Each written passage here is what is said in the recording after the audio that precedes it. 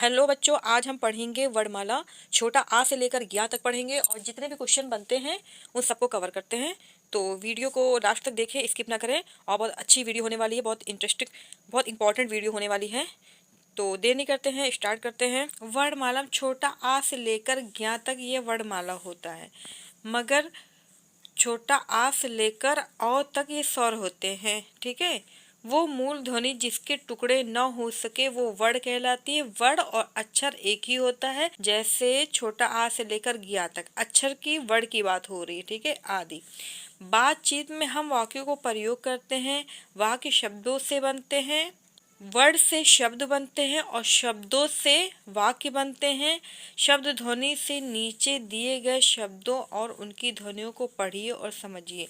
जैसे कार है, ये पहले का वर्ड है, बड़ा की मात्रा और रा खाली, तो एक शब्द बन गया कार है। हा पे बड़ा की मात्रा हा, था पे थी, हाथी, शब्द, ये बन गया शब्द।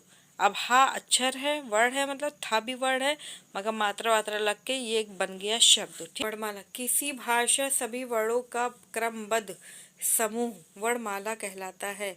जैसे एक माला नहीं होती है जो स्त्री अपने गले में डाले रहती हैं, खूब अच्छे से माला पिरोया रहता है, वो माला समझ लीजिए।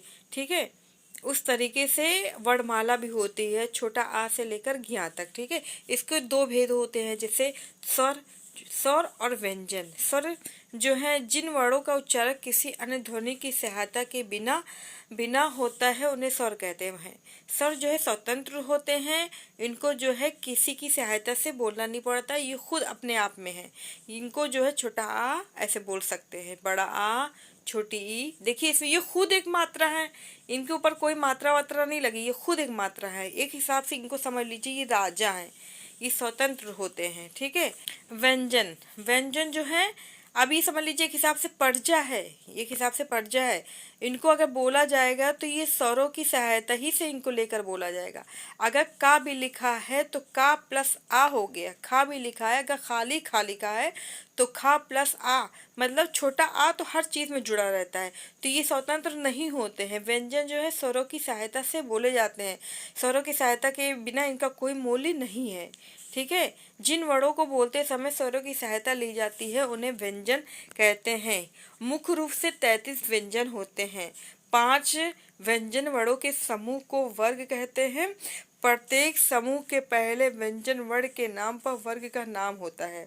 जैसे का खा गा गा अंगा, चाचा चाचा इया। ठीक है, अभी हम आगे आपको बताते हैं, जैसा कि अग्रागित तालिका में दिया गया है। जैसे का खा गा घा अंगा, तो ये अंगा तक है तो ये का वर्ग है। ये पी आगे वाला ले लीजिए आप, ये टा वर्ग, ये चा वर्ग, ये ता वर्ग, ये पा वर्ग, ये ठीक है, ये जो है ये का वर्ग का है, ये चा वर्ग का है, ये टा वर्ग का है, ये ता वर्ग का है, ये पा वर्ग का है। और ये अस्था व्यंजन होते हैं। अस्था व्यंजन 4 होते हैं, या, रा, ला, वा। अस्था व्यंजन के अंदर जीभ हमारे मुंह के अंदर ही रहती है और ये जो है मुंह के अंदर ही सारे वर्ण निकल आते हैं। ठीक है, ऊष्म व्यंजन 4 होते ही, अस्था व्यंजन भी 4 होते हैं, केवल 4 होते हैं। ऊष्म व्यंजन भी 4 होते हैं, शा, खट्टी शा, छोटा सा हा।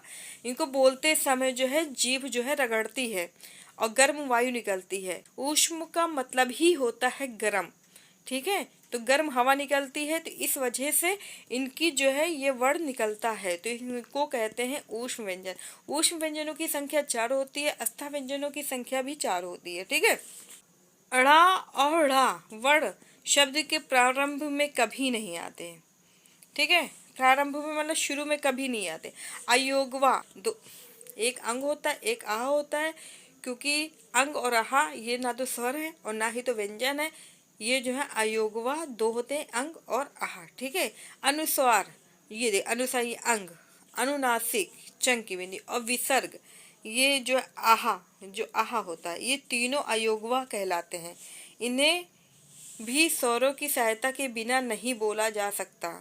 इनको भी बोलते समय स्वरों की सहायता लेनी ही पड़ती है, लेकिन इनकी गिनती ना तो स्वरों में होती है और ना ही तो व्यंजनों में होती है।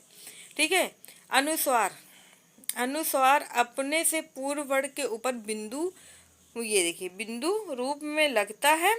इसके उच्चारण में वायु नाक से निकलती, जैसे पंख, हंस, बंदर, शंख आदि। जैसे पंख, देखिए नाक से बोलिए, पंख, हंस, बंदर, शंख आदि। ठीक है, ये नाक से निकलती है। और अनुनासिक, अनुस्वार का मतलब जो है नाक से निकलना। ठीक है, ये आप याद रखिएगा। अनुनासिक छोटा आ लग गया। अनुनासिक चंद्र बिंदु, वो अनुनासिक कहलाते हैं। जिन वर्णों पर चंद्र बिंदु लगा रहता है उनके उच्चारण में वायु नाक और मुंह दोनों से बाहर निकलती, जैसे चांद, आंख, सांप, पांच आदि। बहुत सारे शब्द हैं। तो अनुस्वार जो है सिर्फ नाक से निकलती है आवाज, और अनुनासिक नाक और मुंह दोनों से निकलती है। इसको आप ध्यान रखिएगा। विसर्ग, जो कुछ शब्दों के अंत में दो बिंदु लगे होते हैं उन्हें विसर्ग कहते हैं।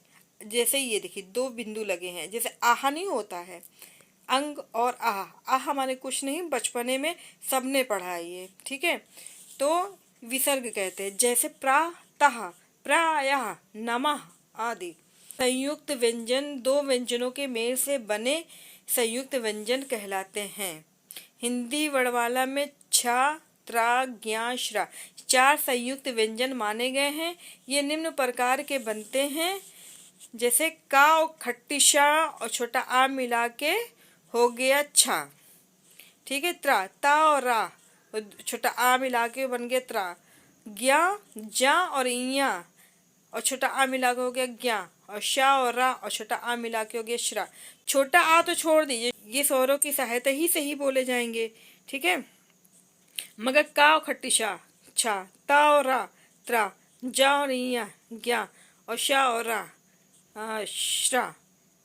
तो ये पूरा वर्णमाला का पूरा इतना ही है। उम्मीद करते हैं कि आपको वीडियो पसंद आई होगी। तो अगर पसंद आई हो तो प्लीज़ लाइक करिए, शेयर करिए, कमेंट करिए और चैनल को सब्सक्राइब करिए। और उनके पास भी भेज दीजिए जिनको इस पढ़ाई की ज़रूरत है।